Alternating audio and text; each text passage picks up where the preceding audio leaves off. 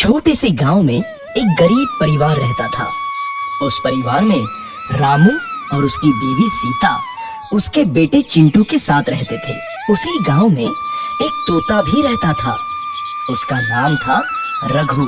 वो किस्मत का धनी था। जहां भी जाता वहां किसी भी चीज की कमी नहीं पड़ती थी।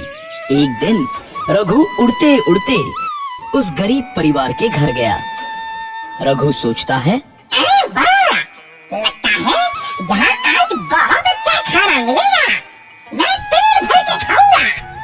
वो एक कटोरी में रखे अमरूद देखता है। अरे वाह, अमरूद, मुझे तो ये बहुत पसंद है। मैं तो इसे पेट भर के खाऊंगा। रघु तोता अमरूद खाने ही लगता है। तभी सीता रघु को अमरूद खाते देखती है तो गुस्सा हो जाती है और उसे वहाँ से भगा देती है। भाग यहाँ से, न जाने कहाँ से आ जाते हैं। मैं तो परेशान हो गई हूँ इनसे। सीता के भगाने के बाद रघु चुपचाप से एक कोने में रहता है।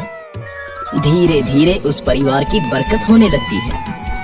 एक दिन रामू और सीता खाना खाते वक्त बातें करते हैं। आजकल हमारी बहुत तरक्की हो रही है, काम भी अच्छा चल रहा है। रामू कहता है।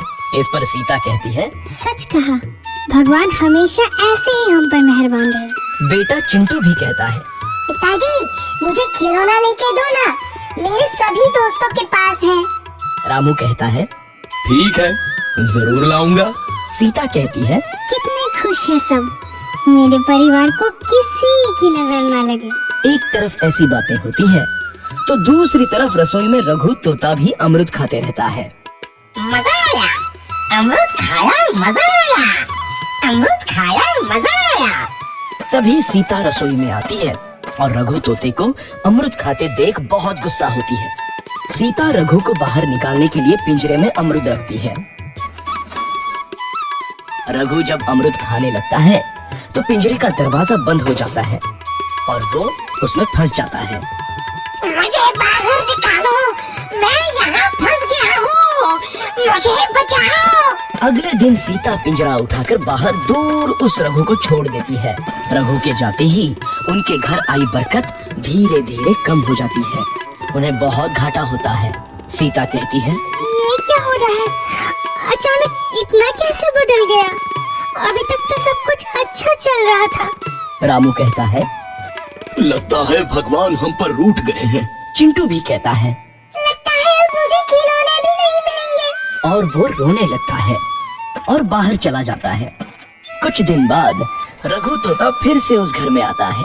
वापस आया, मैं वापस आया, अब मैं जमकर अमरूद खाऊंगा। रघु सीधा रसोई घर में चला जाता है और अमरूद खाने लगता है।